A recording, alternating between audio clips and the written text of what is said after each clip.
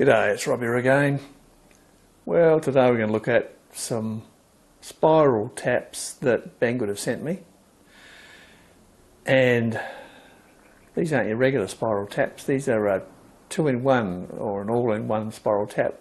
They're basically a spiral tap for thread cutting with a drill bit on the end of them. So supposedly the drill bit is the right size for that particular sized thread tap.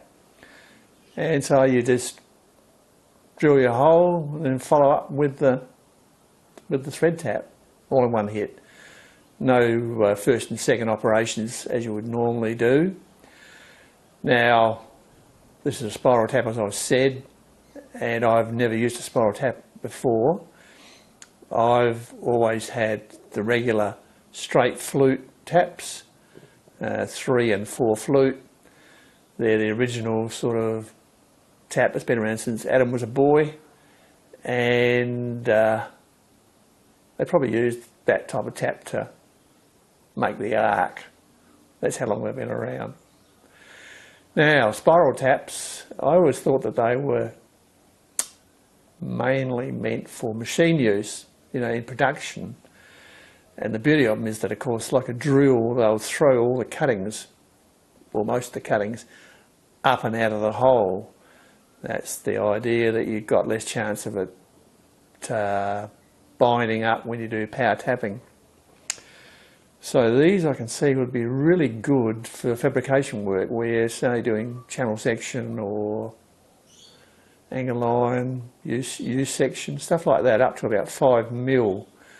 That'd be good, you know, otherwise you're up the ladder trying to swap out drills and get taps and fumble and drop stuff. But with this you could just basically have the 2-in-1, the all-in-one in the drill and just drill your hole and power on straight through. So yeah, for that sort of work that'd be really good. Really good. Now, I'm not a big fan of power tapping on the lathe, and I always do it to hand feed or even hand turn the thing. I just don't want to stuff up a job by snapping off a tap at the last part of the job, you know. I mean, what could be worse than tell me about it.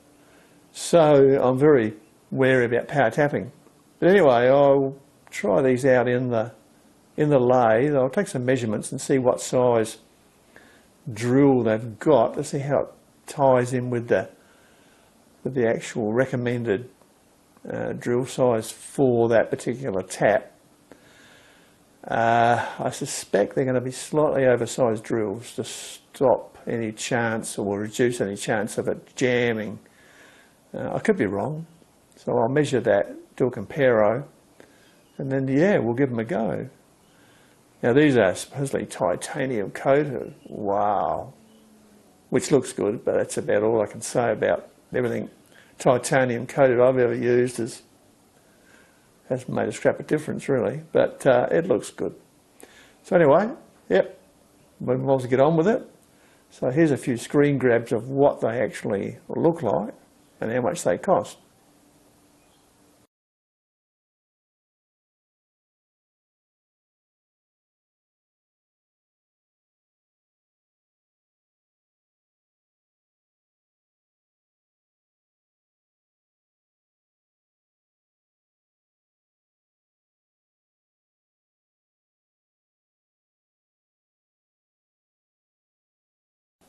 Okay, so let's get on with the job and see what we've got.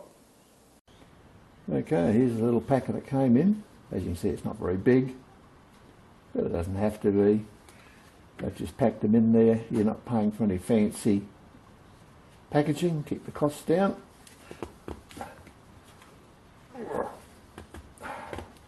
It's good and tight. And there they are inside, all wrapped up in plastic. So now it's just a matter of get them out and have a look at them. So there they are. You get 6 of them, ranging in size from 3mm up to 10mm. And This is just how they fell out the packet. I mean, price-wise, they around the mark, you know, compared to what you would pay for conventional taps off the internet. And of course, if you went and bought one of these at your local hardware store, you'd be paying at least $5 each for them, and Australian. More, probably, you know, yeah, definitely more. Anyway, they look okay. Now, these are high-speed steel, and they quote the high-speed steel as being 6542. Yeah, Chinese love to quote their high-speed steel as 6542. They always use numbers. They never use the standard code, you know. And 6542, I've chased this up before, and it actually, I'm pretty sure, is stainless steel capable.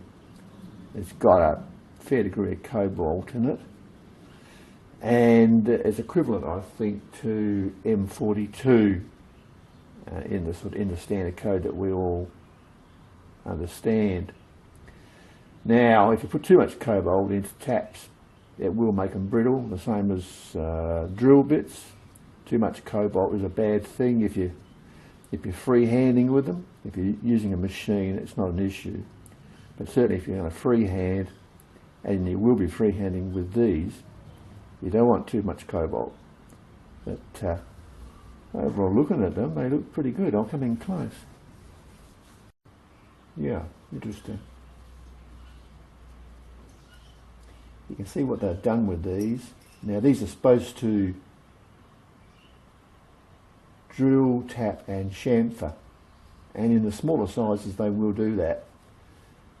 In the smaller sizes they will drill, tap and then chamfer. There's the chamfer, because they use the same diameter shank on all of these, and it's a standard fitment. So what it means is when you get to the bigger sizes like that, you don't get any chamfering ability, because the thread is a bigger diameter than the shaft. So it'll only do chamfering on the first 4, the small ones. The 2 larger ones, you don't get a chamfer effect. It's no big deal. The thing too with the chamfering effect is, on any of these, when you drill, you're going to have to be careful, because if you power in and don't stop in time, that chamfer could actually cause the drill to break, unless you've got a clutch on your electric drill. I don't have an electric drill with a clutch, either in cordless or corded. And actually, interesting, when you look at the web page, they show that this being used with the standard drill with no clutch. So yeah, you'll just have to do it at slow speed and make sure that you don't overstress it. But I'd be a bit wary about using the chamfer for that reason. Right, the next thing we'll do is we'll check the drill diameter against the thread recommended drill size, and we'll see how a couple of them shape up. We'll do it for the 10mm and the 6mm. That should give us an idea of what they're doing, and I'll just run the micrometer over them. Interesting, the nominal recommended drill size for the 10mm tap for 75% thread depth is 8.7mm drill diameter, but they've actually used a 8.5mm diameter drill on the tip, which is smaller, which means that they've gone for a higher than 75% thread depth. So they're going for close to maximum engagement. And same with the 6mm. The 6mm would normally use a 5.2mm drill for your pilot hole, and they've gone for a 5.0. So once again, smaller size. So it means you're going to get more engagement, more thread depth 75% is basically what you need to do the job. Anything deeper than that, as far as engagement, is really not going to achieve much, except perhaps bind up the tap. So yeah, 75% is pretty much the depth that you would normally use when you size drills to taps. Okay, interesting. Right, well, we're just about ready to go and try these babies out, see what they're capable of doing. Just before we do, I'll point out one more thing, and that is that these are quoted in the description as being suitable for 2mm 304 steel plate. Now, 304 steel plate is stainless steel, so they're saying they're suitable for 2mm stainless steel. Now, that is the most common form of stainless steel, 304. That's widely used these days, and interestingly, it's also magnetic. So the old furphy about, you know, checking to see if it's stainless steel with a magnet, waste of time these days. 304 is very extensively used, and the only stuff that uses the non-magnetic stainless is applications like sinks and drain boards and wet areas and stuff like that, specialised areas. So, you know, once again, don't believe everything you read on a forum.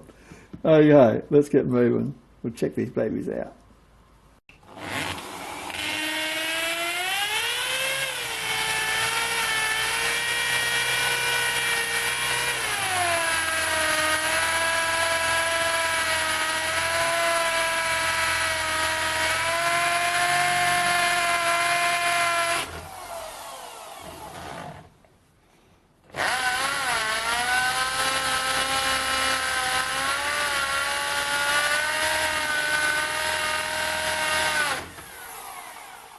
Now,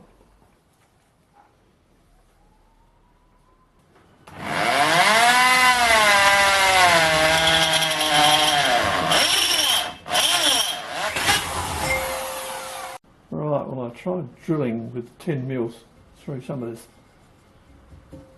thin-walled steel, and I had a lot of trouble trying to drill through, so I've pre-drilled it. Now we'll try it.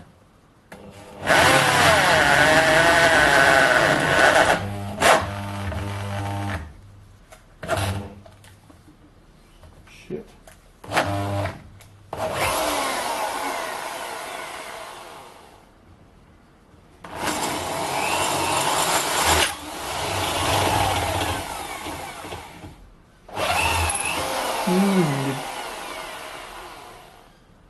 This is a 500 watt drill, and I think you're going to need every bit of that.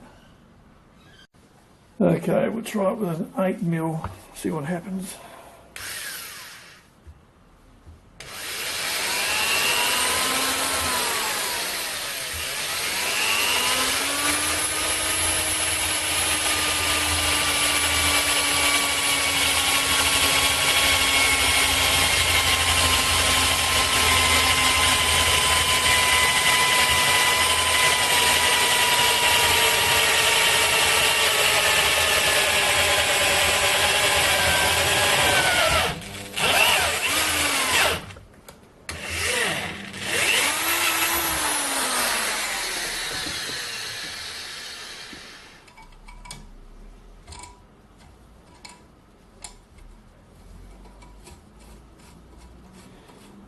Yeah, that worked better.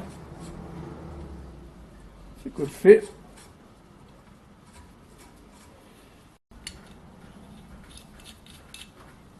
That's 10mm. Yeah, it fits good.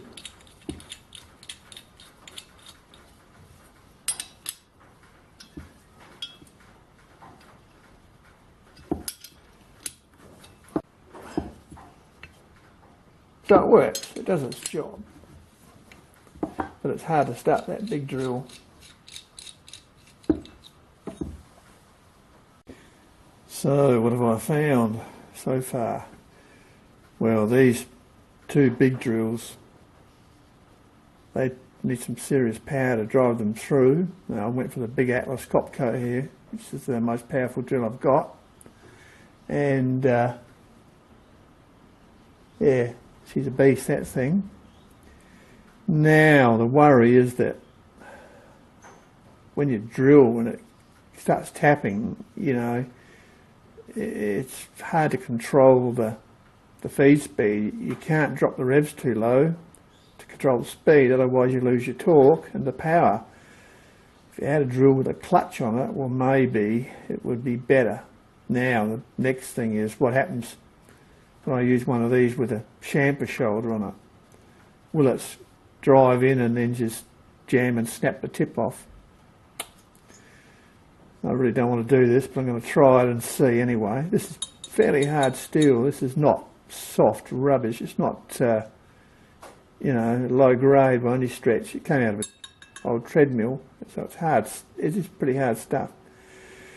But yeah, the problem is pulling up the job in time without breaking this tap. So this will either work or it won't work. It might just snap the tap off. But for the sake of the video and the demonstration, we'll do it. And then we'll move on to the lathe. And I mean, I don't want to risk it with this small stuff.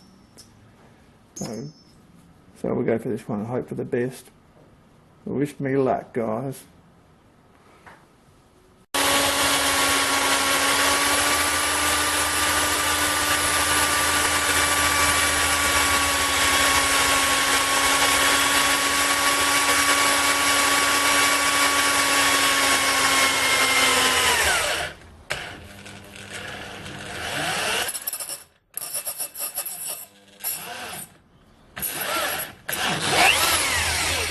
Shit. Hell. That caught. Twisted it now. Now I can't get the bastard out.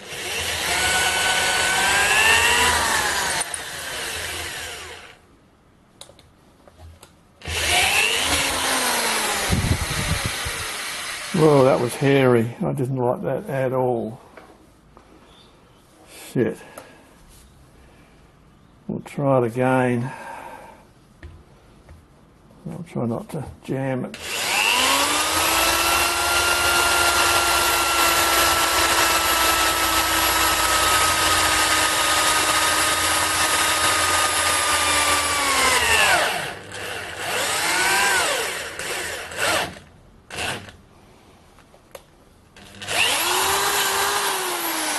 Whew. That worked better. Yeah, alright. We'll try it again. Let's get the hang of this maybe.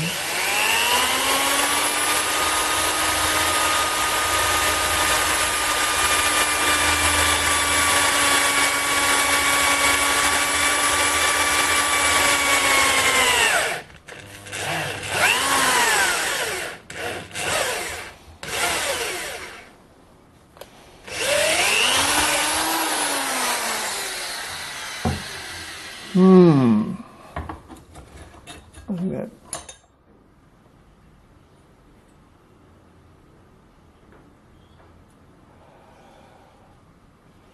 I think it's. I don't know, it seemed to work all right. I thought it might have chewed the thread out, but. So get a bolt, try it. Right. Now these are the 3 holes. We'll forget about that one because that one jammed and twisted, so that's probably stuffed. I reckon that would be, the thread looks like it's torn out, but these two I can see thread in there. This is the one where it went in and then it spun. This is the one where it went in but I didn't deburr it or, you know, use the countersinker. So I'll put it into the one here, which if it's going to be stripped, it'll be this one. Alright, let's give it a go. This is 5mm.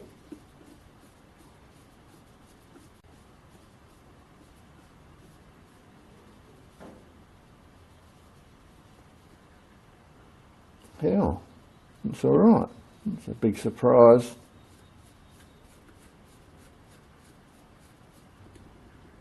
Thread's a little bit tighter, for sure.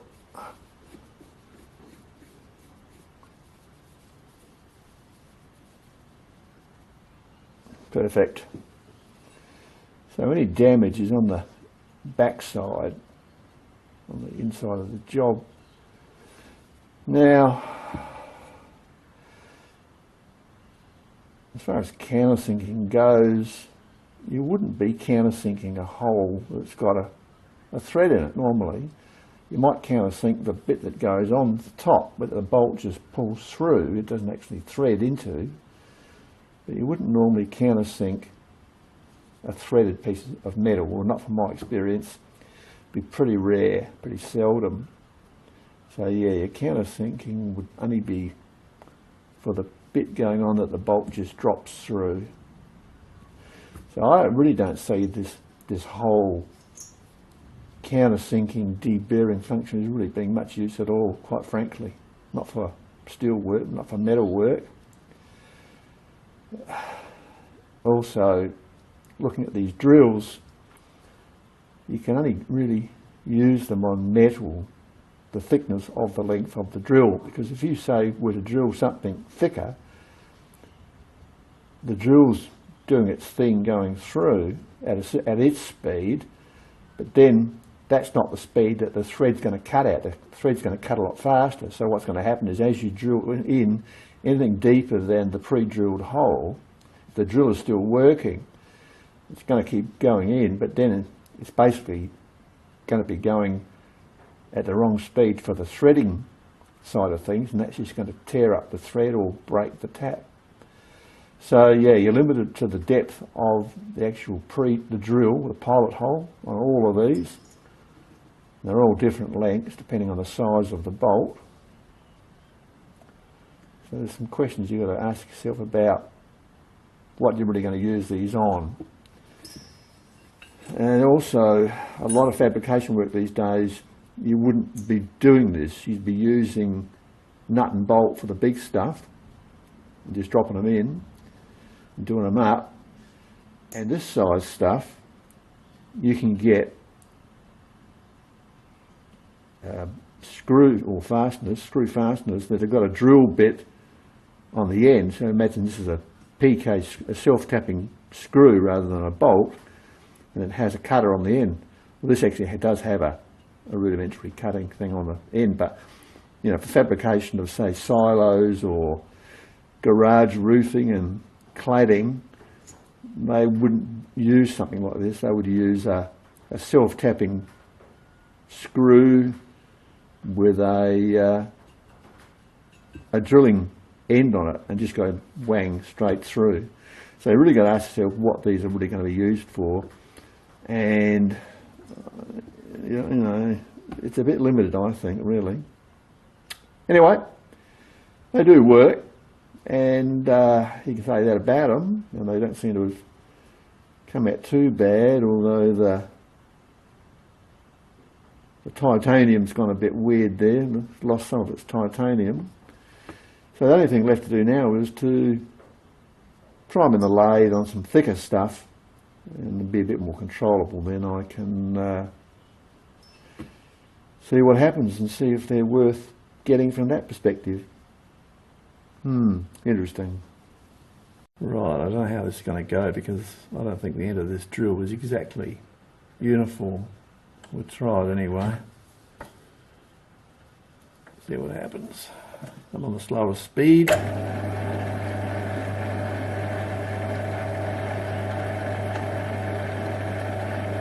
See that? It's flexing. No good. So we'll put in a pilot drill first, smaller one.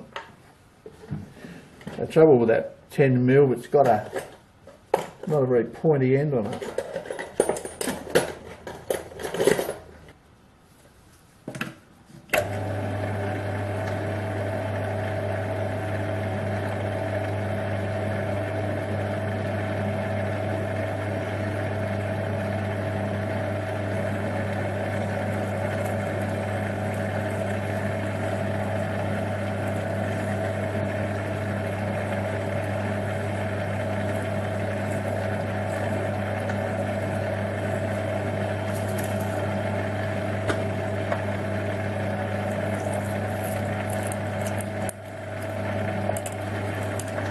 Okay, now we'll put the tap in.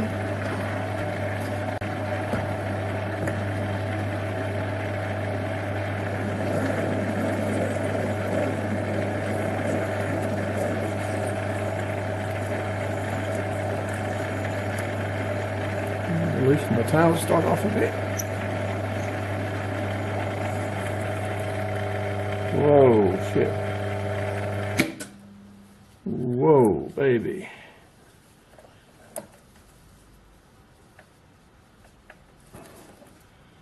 That's because the thread depth is too deep. It's over 75%. So it's binding on the tap. So what I'll do is I'll put a correct size drill through, and then we'll try this again. But you can see the problem that these taps are okay for thin stuff, relatively light gauge. When you go on a hard steel like this, you'll find that the thing's going to bind up. Okay, so we're going to put through a bigger drill. Now the correct drill size is 8.7mm for a 10mm 1.5 pitch, and the closest I've got is 8.87, so it's just a little bit bigger again, so that's on the good side rather than the bad side. And this steel is 6.5mm, so let's give it a go.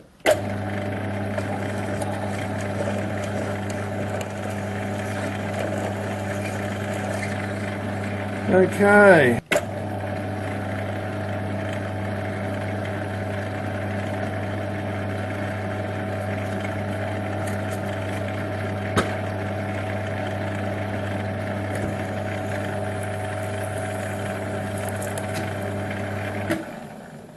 Okay, we did it.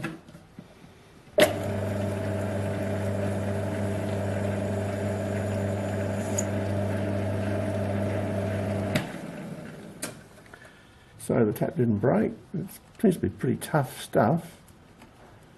We'll try our thread. Oh, she's a nice snug fit.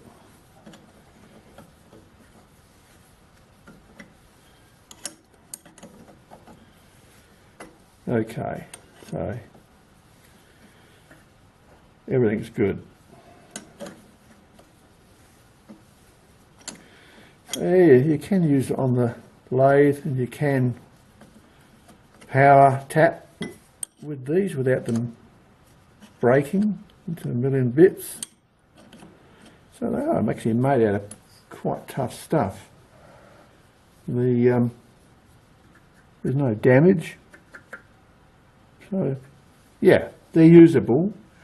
They are usable within the thickness depth of the drill, or as I said, it pays to pre-drill it, because I think that this thread depth is too great for this sort of thick stuff. Light gauge, you know, rolled RSJs and stuff like that, you know, C-section, U-section, the stuff I use on garages and stuff. Yeah, you know, anything up to 3mm, I think you'd be fine. But once you get over 3mm, I think you really need to size the drill a bit bigger, so that you don't break stuff or jam it up, or, you know, it's just, I think, too small a diameter to do the job properly.